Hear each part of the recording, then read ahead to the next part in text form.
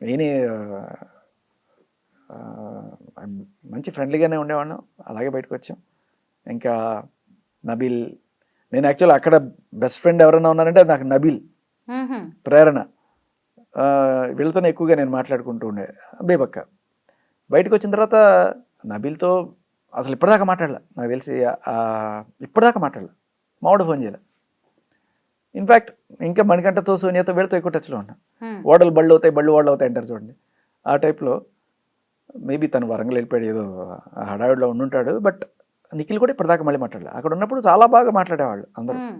నిఖిల్, పృథ్వీతో ఒకసారి ఏదో మాట్లాడాను, విష్ణుప్రియ 2-3 సార్లు మాట్లాడింది.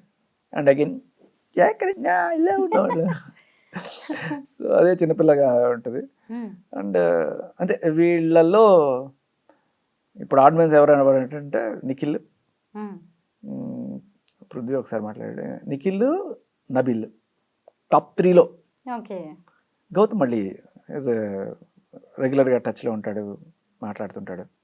తన రీసెంట్గా ఏదో మినిస్ట్రీ ఆఫ్ కాఫీ అఫేర్స్ అని ఒకటి ఓపెన్ చేశాడు మన 100 ఫీట్ రోడ్లో గౌతమ్. సో మేము అందరం వెళ్ళాం అక్కడికి. అందరం కలుస్తున్నాం కానీ వీళ్ళే మాత్రం కలవట్ల, నబీల్ కలవట్ల, నిఖిల్ కలవట్ల.